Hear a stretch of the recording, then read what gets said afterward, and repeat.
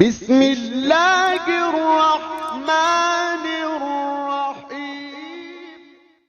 بسم اللہ الرحمن الرحیم۔ السلام علیکم ورحمۃ اللہ وبرکاتہ۔ دوستوں، میں امید ہے کہ آپ اللہ رب العزت کے فضل، کرم، احسان عظیم کے ساتھ خیر و عافیت کے ساتھ ہوں گے اور اللہ کریم ہمیشہ آپ کو اپنی رحمتوں کے سائے میں رکھے۔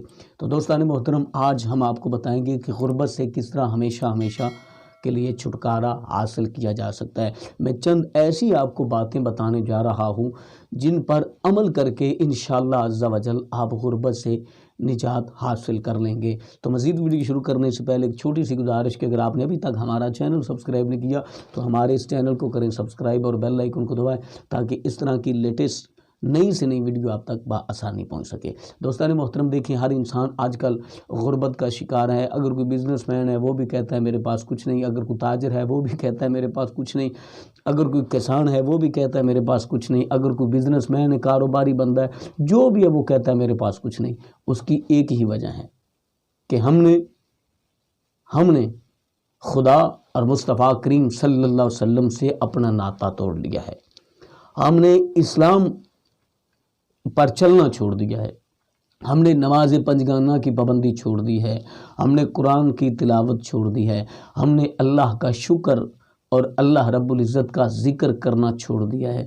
ہم آج کل دنیا داری کے پیچھے دوڑ رہے ہیں، دنیا داری کے پیچھے بھاگ رہے ہیں، ہم لوگوں سے مانگ رہے ہیں، ہم لوگوں سے چھیننے کی کوشش کر رہے ہیں، ہم جناب لوگوں کا حق مارنے کی کوشش کر رہے ہیں، لوگوں کا حق کھانے کی کوشش کر رہے ہیں۔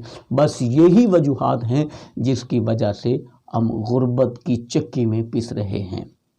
یقیناً اگر ہم ان باتوں کو چھوڑ دیں گے ہم خوشحالی کی جانب آ جائیں گے، ہم افراتفری کو چھوڑ دیں ہمارے رزق میں برکت ہوگی، ہم نماز پنجگانہ کی پابندی کریں ہمارے رزق میں برکت ہوگی، ہم اللہ کے حضور عاجزی و انکساری کریں ہمارے رزق میں برکت ہوگی، ہم اللہ اور اللہ کے محبوب کی سچی محبت اپنے من میں بسا لیں تو ہمارے رزق میں برکت ہوگی۔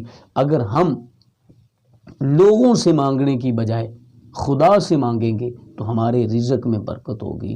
ہم لوگوں کا حق کھانے کی بجائے اگر اپنا حق کھائیں گے، رزق حلال تلاش کریں گے تو ہمارے رزق میں اللہ برکت پیدا فرمائے گا۔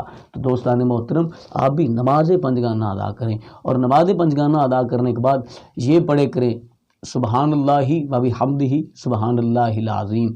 اس کلمات کی تلاوت کریں، انشاءاللہ خوشحالی آپ کے قدم چومے گی۔ کمنٹ باکس میں اپنی رائے کا اظہار ضرور دیجیے گا۔ اللہ